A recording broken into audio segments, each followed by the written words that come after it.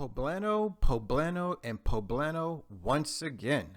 What's up, 23% Nation? This is your man, Coach D. Today I'm back with fruit of the day, the one and only Poblano Pepper. Now, maybe you've never heard of this type of pepper before. Maybe you love peppers. Maybe it's difficult for you to pronounce. Kind of like me, right? Well, whatever the case may be, love them or hate them, we're about to dive just a little deeper into the wonderful world of the Poblano Pepper. All right, first up, a little bit of background information. The Poblano Pepper is one of about 27 varieties of peppers, all belonging to the Capsicum annuum family. Interesting. The Poblano pepper was first cultivated in Puebla, Mexico. Also, the Poblano pepper plant grows as high as just over 2 feet, yielding wide and short green or red peppers. Red poblanos are spicier than green varieties, although they both start out as a purplish green color before they ripen. So, just to give you guys a little perspective, take a look at the picture. As you can see, I am displaying both varieties, both the green and the red. So there we have it, guys. A little bit of background information about the one and only Poblano pepper. All right, now it's time for a few fun facts. The Poblano pepper is a fairly mild pepper, ranking somewhere between the banana pepper and the jalapeno on the Scoville heat scale. Now, take a look at the picture. As you can see, I am showing you the Scoville scale, right? And if you look all the way down at the bottom, right near bell pepper, as you can see, the Poblano pepper is very, very mild, right? So for those of us who are afraid of spicy peppers, well, believe it or not, the Poblano pepper isn't going to be too hot. That's right, guys. It's all the way down towards the bottom. Now, here's our next fun fact. The most common preparation method for these peppers is to roast them. That's right.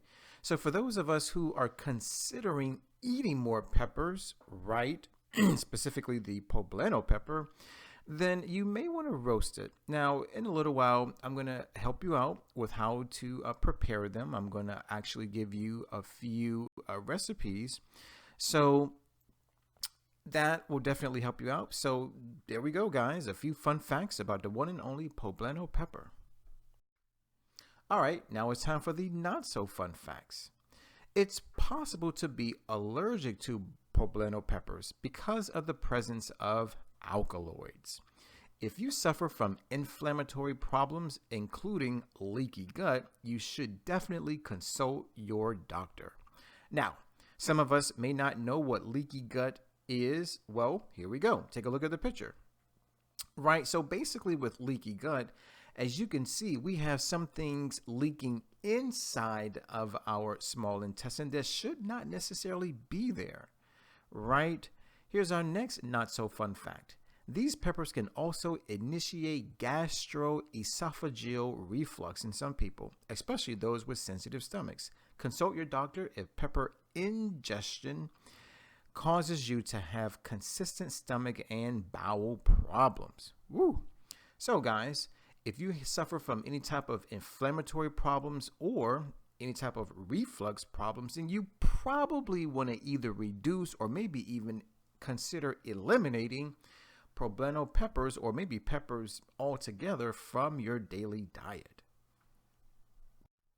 All right, now it's time to talk about the 5-20 rule.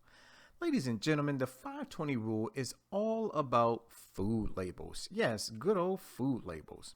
Really, it helps us to understand and read food labels. Ultimately, the 5-20 rule is a guide. It's a guide that lets us know whether or not a food or beverage item is a good source or not a good source of any particular nutrient. Now, when we talk about the 5-20 rule, really, we're talking about percent daily value, abbreviated percent DV. Now, let's take a look at our sample food label. As you can see, it is divided into 3 parts, all of which are colored differently. So let's first talk about the purple portion. The purple column is entitled percent daily value. Now, as you can see, Percent daily value is represented as a percentage. Now, basically, it's a scale that goes from as low as 0% to as high as 100%. Now, there are a few rare cases where the percent daily value for some nutrients may exceed 100%. Now, let's talk about the yellow portion. The yellow portion highlights a few nutrients such as saturated fat, trans fat, cholesterol, and sodium. Now, these nutrients do a really good job at promoting illness, sickness, and disease within the body temple. So, if anything, you want to make sure that the percent daily value for these nutrients are as close to zero as possible. Next, let's talk about the blue nutrients: dietary fiber, vitamin A, vitamin C, calcium, and iron. Now, these nutrients do just the opposite of the yellow nutrients. Rather than promote disease, they promote wellness and health within your body, right? So, if anything, you want to make sure that whatever you're eating and or drinking, that the percent daily value for these nutrients are as close to 100% as possible. Moving on, let's get a little more specific, shall we? When we talk about the 520 rule, once again, we're talking about percent daily value. So, if you're consuming a beverage or food item that offers 0% to 9% of any particular nutrient, then that food or beverage item is considered not a good source of that particular nutrient. Next, if the food or beverage item that you're consuming offers 10% to 19% DV of any particular nutrient, then that food or beverage item is considered a good source of that particular nutrient. Lastly, if the food or beverage item that you're consuming offers 20% DV or greater, then that food or beverage item is considered an excellent source of that particular nutrient. So there we have it, guys, the ins and outs about the 520 rule. Now, let's dive into the nutrition facts.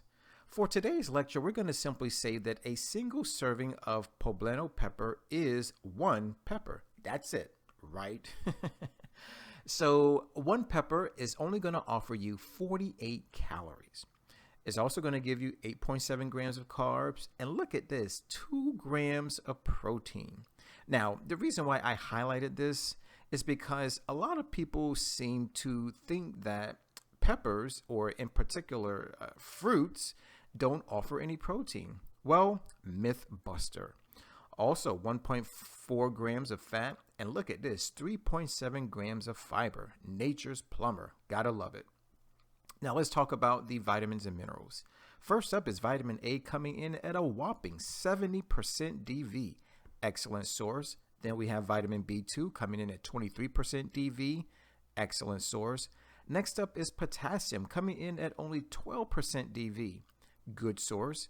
Then we have iron coming in at 10.3% DV. Good source. Vitamin B6, 10% DV. Good source. Next is vitamin B3, coming in at only 5.4% DV, not a good source. Magnesium, 4.8% DV, not a good source. Copper, 4.3% DV, not a good source. Phosphorus, 3.4% DV, not a good source. Next up is vitamin B5, also known as pantothenic acid, coming in at a lowly 3.4% DV, not a good source. And lastly is folate, coming in at only 2.9% DV, definitely not a good source. So there we have it, guys, the nutrition facts about the one and only poblano pepper. All right, now it's time to dive into the health benefits. But before we do, I want to offer you something special today.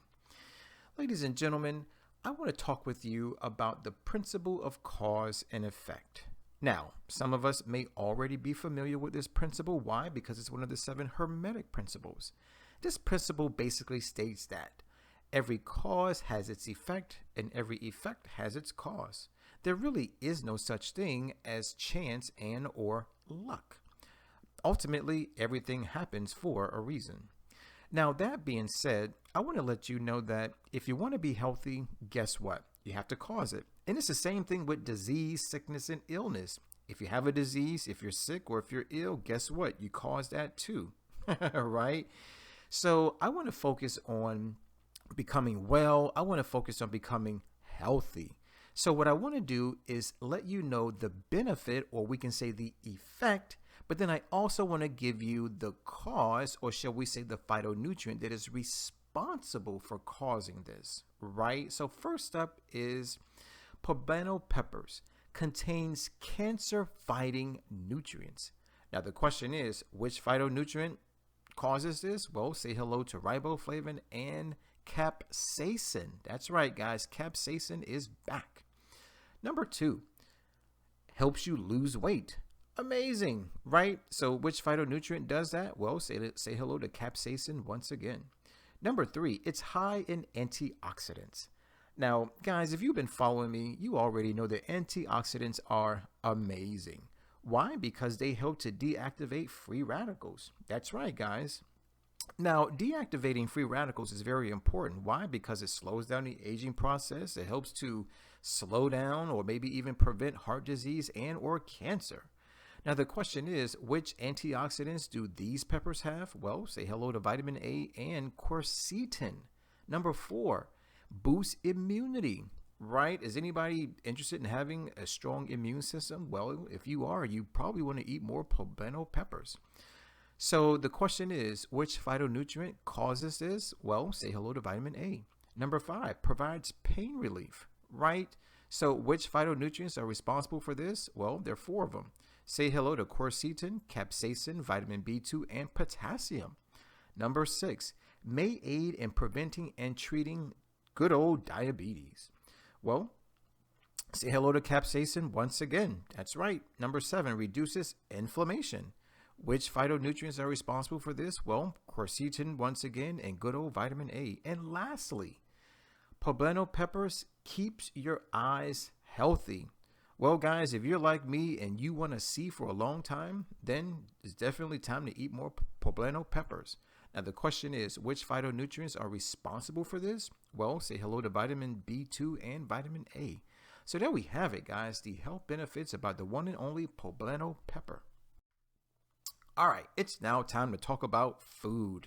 Yes, vegan food. Yes, plant foods.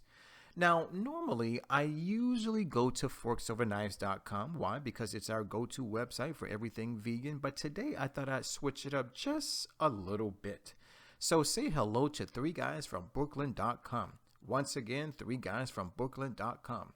Now, I went to the website and I found an amazing, and I do mean amazing, recipe that I want to share with you today.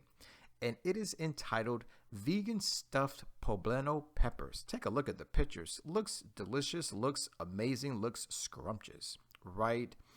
So if you are at all interested in making this dish, all you have to do is click on the link that I'm providing for you in the description box, right? And I'm going to give you, well, it is going to give you a lot of great information.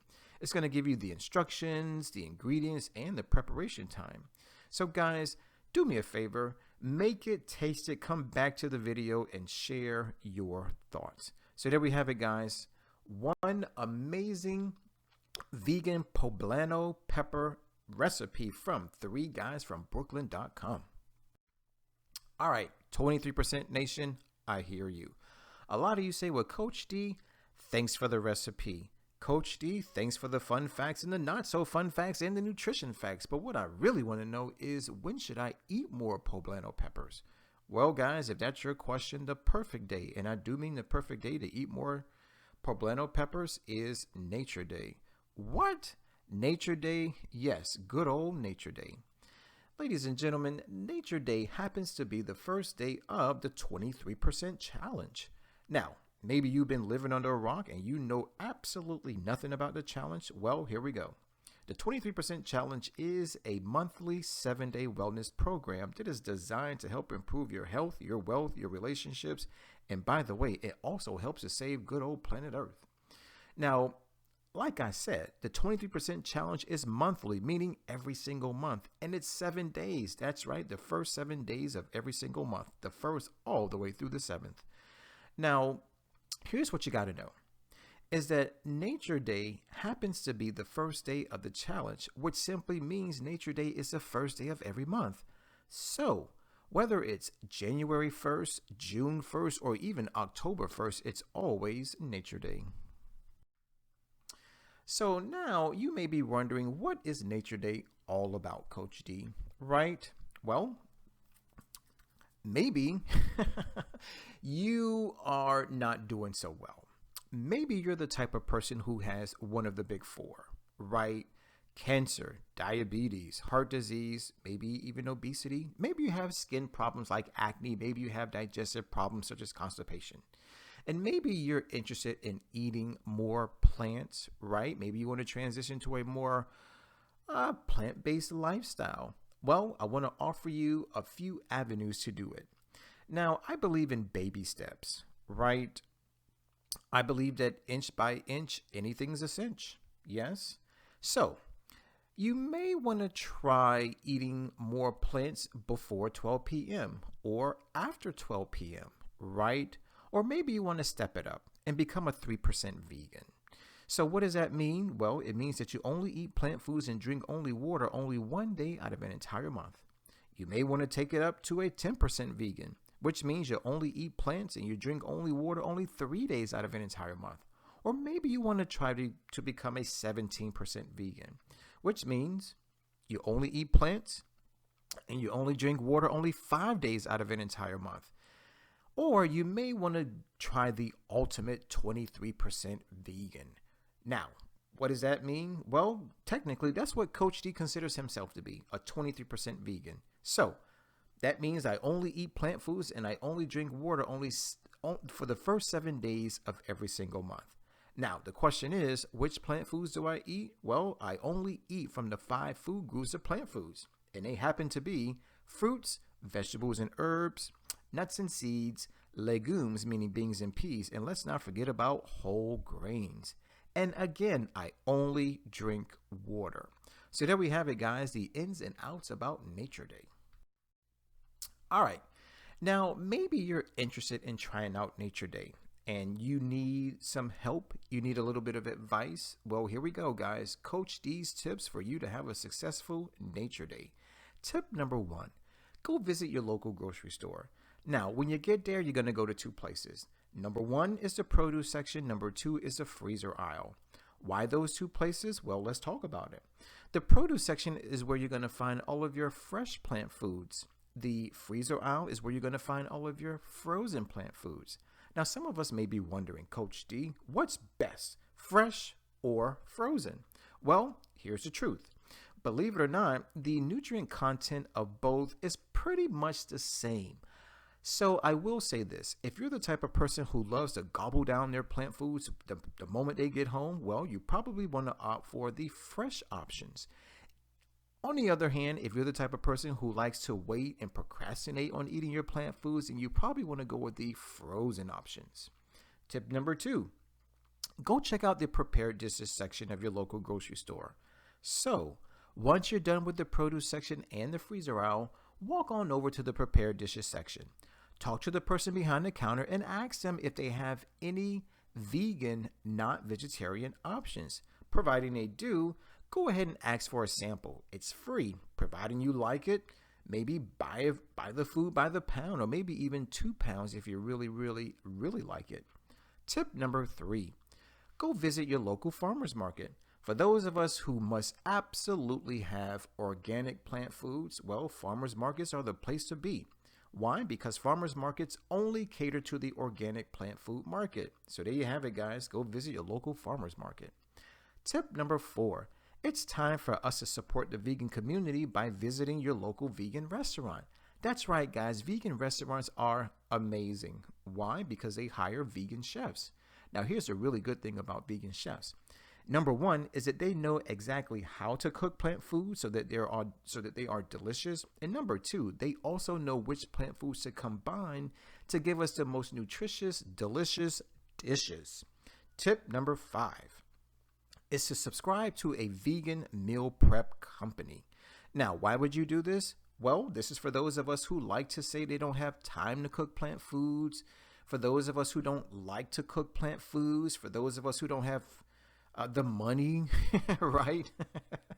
Guys, meal prep companies are amazing. Why? Number 1, because they cook the food for you. Number 2, they deliver the food for you. And number 3, all you have to do is eat it. That's right.